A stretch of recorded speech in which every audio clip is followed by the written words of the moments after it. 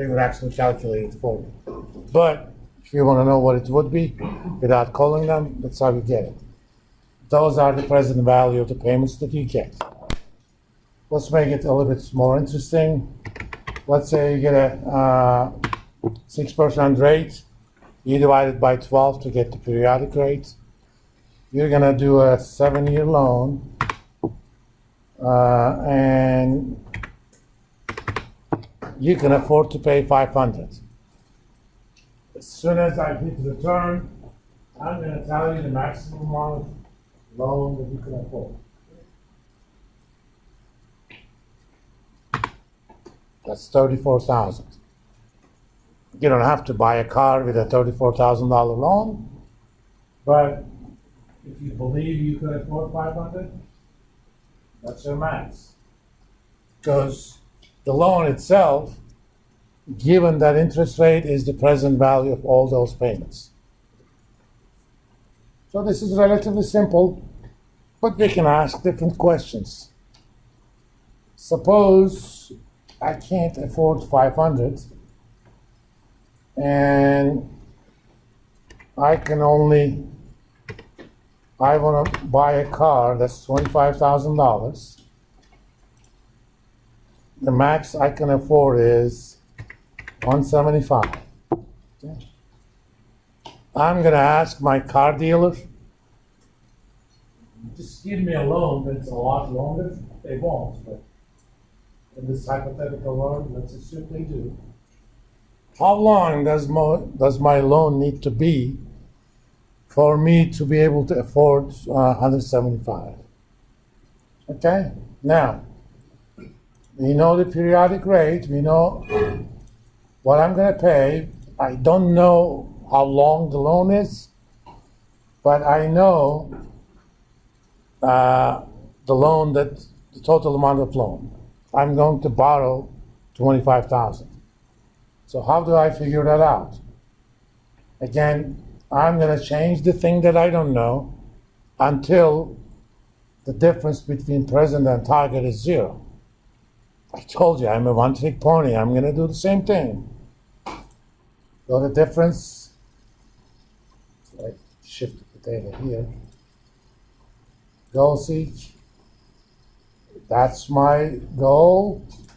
I want to make that zero by changing the only thing I can move around. Time. Oh, it turns out if I can pay only $175,000, I'm going to have to make payments for the next almost 21 years. Algebraically, that solution is possible. I'm going to actually do it for you, but it's going to be horrible.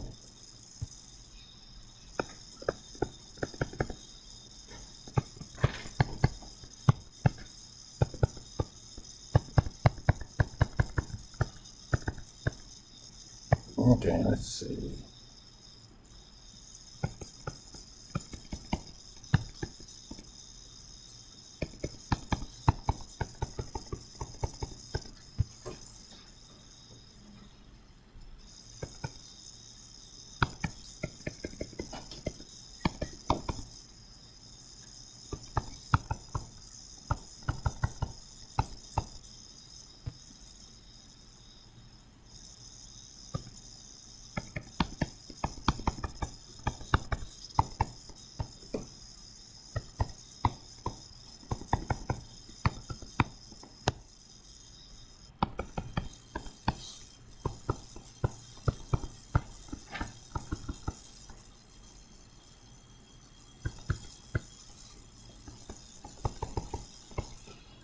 Okay.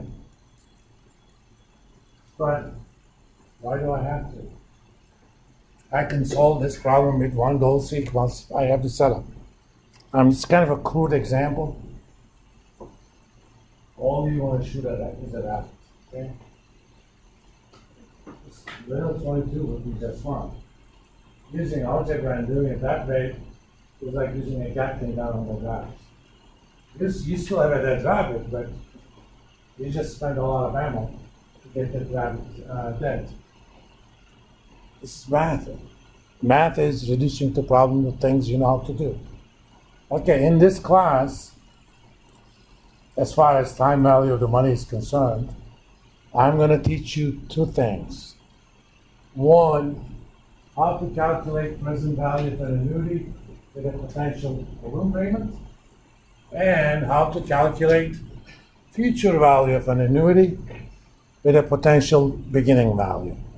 You know, if I tell you your grandma just left you 10 grand, from now on you're going to save $250 a month for the next 40 years. You can earn 1% a month on that. How much money will you have in your retirement account when you retire 40 years from now? That's the future value. Again, that has a simple formula. Future value of an annuity is basically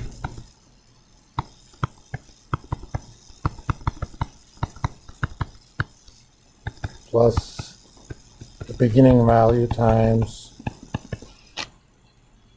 again, it's an ugly formula, we can call it as value, but who cares? I can actually take this template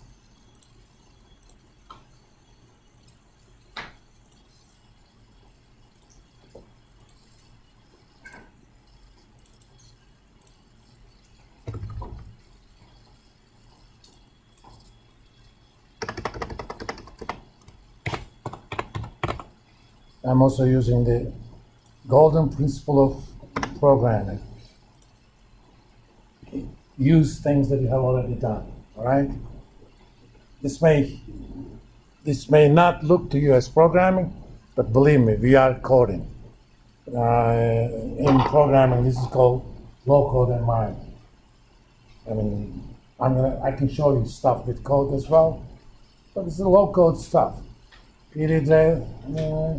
Instead of balloon, I'm going to call it beginning or first payment.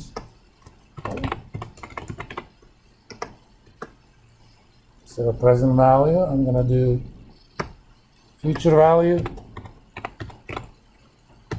And to make this template complete, all I have to do is change that PV to FV, because the function for future value is FV.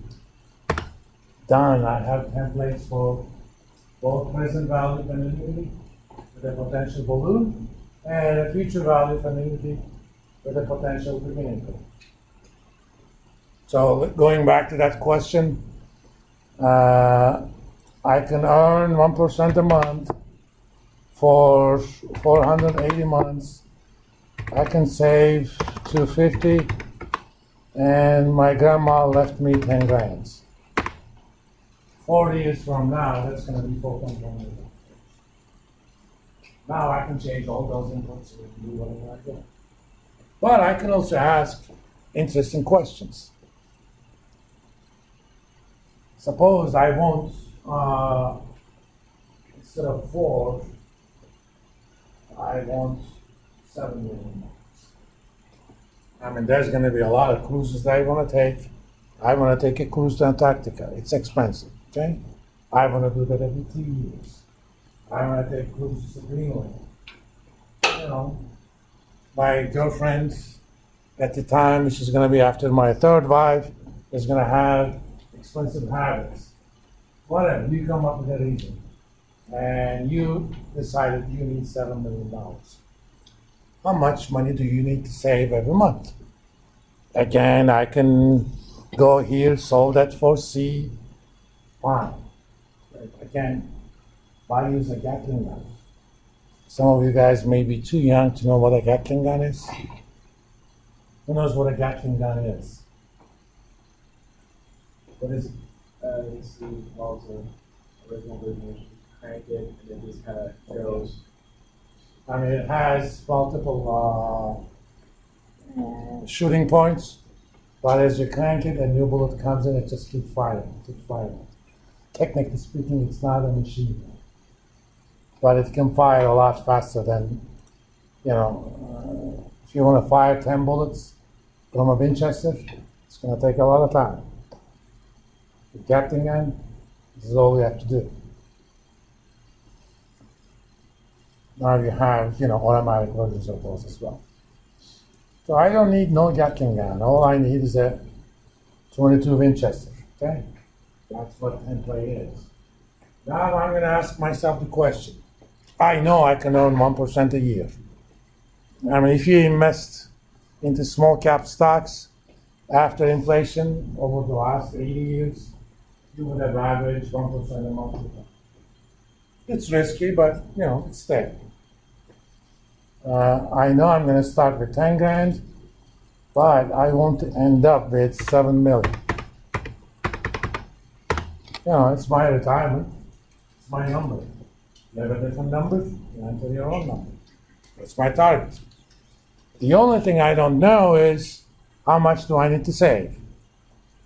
Okay? I want to make that difference.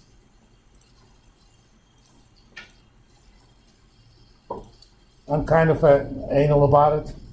I make sure that I'm referring to the right place. 0 by changing the thing that I don't know.